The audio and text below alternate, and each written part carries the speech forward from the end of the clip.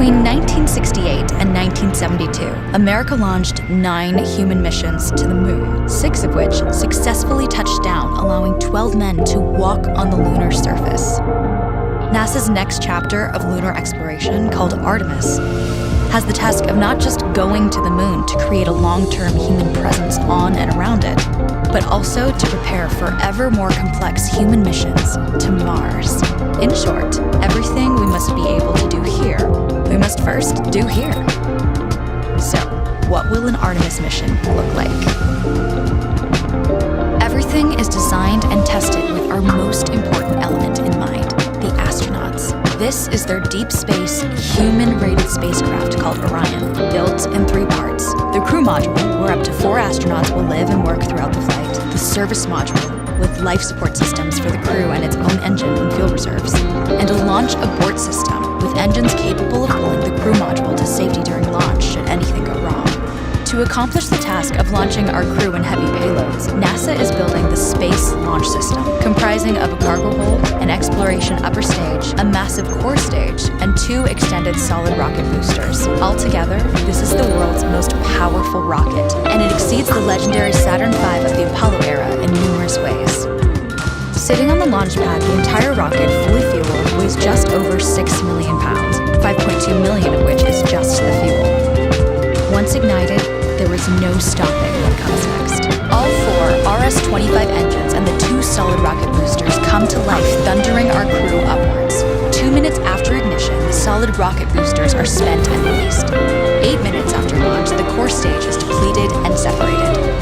The upper stage fires briefly, placing Orion into a parking orbit around the Earth. Here, the crew reconfigure the spacecraft and check systems to confirm everything is ready for deep space travel. With a go from mission control, the crew reignite the exploration upper stage engines to leave Earth entirely. The exact timing of this maneuver is critical to reach a speed that can escape Earth's gravitational pull, but also put Orion on a course that will intersect the moon days later. Once this burn is complete, the upper stage of the SLS is jettisoned and the crew aboard Orion coast for several days toward all that awaits them at the moon. Approaching the moon, we see the fundamental differences between Artemis and Apollo. Instead of requiring Orion to serve as an expendable lunar command module or to carry a constrained lunar lander, the Artemis missions will take advantage of a different approach: pre-staging. Everything needed for lunar missions will be positioned in advance by commercial and international partners. This includes rovers, science experiments, and human-rated systems on the surface. But it also includes a dedicated lunar station in orbit around the moon called Gateway. Here at this station, we can pre-stage a robust lunar lander and establish a strong communications relay. Designed with open standards, the Gateway can be expanded as new missions and partnerships develop, allowing multiple human missions on the moon at the same time and enabling ongoing science to be conducted even between human missions. The Gateway is also capable of adjusting its orbit to allow access to every part of the moon, something the Apollo missions could not do. But the real key in this approach is placing Gateway in a unique halo orbit to perfect the maneuvers needed for Mars missions. And with the growing list of commercial and international opportunities, Gateway is the ideal hub between Earth and all that lies beyond. Returning to our crew as they approach Gateway, the Orion must match the elliptical orbit of the station in order to successfully dock.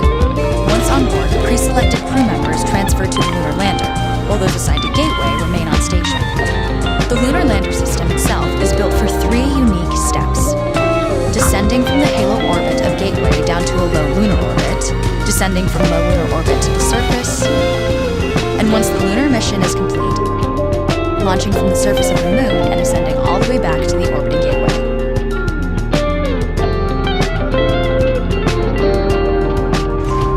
Once back aboard the Orion spacecraft and undocked from Gateway, the crew fire their engine once to break out of the halo orbit, and once again to sling the spacecraft around the moon, placing it on a multi-day trajectory back towards Earth. As they near the end of this journey, the service module is released, and the crew module is oriented heat shield first. Entering Earth's atmosphere at 25,000 miles per hour, the friction of air slows Orion considerably, while also subjecting it to temperatures of 5,000 degrees. With the Orion now at just 300 miles per hour, a series of parachutes uniquely tested and produced produced for this moment deploy, decelerating the craft to just 20 miles per hour for splashdown. With each successful mission, Artemis ushers in the next wave of men and women to explore our moon and prove that together we are ready to go beyond.